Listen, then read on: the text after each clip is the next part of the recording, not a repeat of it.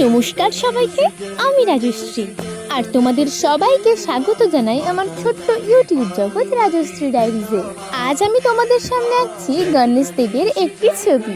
আজ আমার কাছে প্রথম থেকে ভিডিও করে দেওয়ার জন্য কেউ ছিল না, তাই মাঝপথ থেকেই তোমাদের ছবি আঁকাটা দেখাচ্ছি। আর তোমরা তো সবাই জানো ৩৩ কোটি দেবদেবীর মধ্যে সবচেয়ে বড় দেবতা হলেন গণেশ দেব। তাই তো বছরের একদম শুরুতে পহেলা বৈশাখে গণেশ পুজোর মাধ্যমে বছরটা শুরু করা হয়, কারণ গণেশ দেবতাকে বুদ্ধি, জ্ঞান এবং শুভ সূচনার প্রতীক হিসাবে মানা হয়। আর যে কোনো সমস্যাকে বল প্রয়োগ না করে শান্ত মাথায় বুদ্ধিদীপ্ত করাই হলো তার মূল মন্ত্র, কারণ তিনি শারীরিক শক্তির চেয়ে মস্তিষ্কের বুদ্ধিকে বেশি প্রাধান্য দিতেন। তাই তো কার্তিকের সাথে সমগ্র পৃথিবী প্রদক্ষিণ করার প্রতিযোগিতায় না গিয়ে তিনি তার বাবা মা অর্থাৎ শিব এবং পার্বতীকে সমগ্র বিশ্ব মনে করে ৩ বার প্রদক্ষিণ করেছিলেন। এটার দ্বারাই প্রকাশিত হয় তার বুদ্ধির প্রভাব, এবং এর দ্বারা তিনি প্রমাণিত করেন যে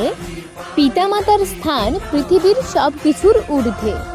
আর পহেলা বৈশাখ গণেশ পুজো তো চলেই গেছে, এবার আসতে চলেছে গণেশ চতুর্থী বা বিনায়ক চতুর্থী, যেটাকে বলা হয় ভাদ্র মাসের শুক্লপক্ষের চতুর্থী তিথিতে এই পুজো করা হয়। আর টানা 10 দিন চলার পর অনন্ত চতুর্দশীতে গণেশ বিসর্জনের মাধ্যমে এই উৎসবের সমাপ্তি হয়। আর আমাদের রাজ্যের থেকেও মহারাষ্ট্রে এই পুজো খুব বড় করে পালন করা হয়। এছাড়াও ভারতের বিভিন্ন প্রান্তে বাঙালিদের মধ্যে এই পুজো সাড়ম্বরে পালন করা হয়। আর এই পুজোতে গণেশ দেবকে বাড়িতে নিয়ে এসে পুজো করা হয়, একে বলা হয় গণেশ স্থাপনা। এর একমাত্র কারণ প্রত্যেক হিন্দু বিশ্বাস করেন যে জীবনে যতই বাধা আসুক না কেন, স্থির মনে তার কাছে প্রার্থনা করলে এবং সঠিক পথে জীবনে এগিয়ে চললে তিনি আমাদের সকল বাধা অতিক্রম করে দেবেন।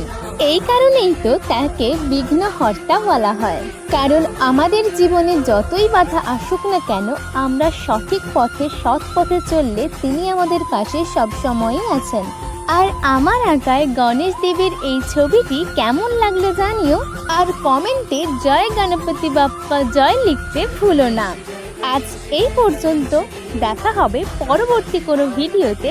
রাখবো নতুন কোনো আঁকা বা আমার সাথে ঘটে যাওয়া নতুন কিছু। ভালো লাগলে একটা লাইক, কমেন্ট আর শেয়ার করে আমার পাশে থেকো, আর সাবস্ক্রাইব করে দিও যাতে নতুন ভিডিওর নোটিফিকেশন তোমার কাছে প্রথমে যায়। বাই, রাধে রাধে।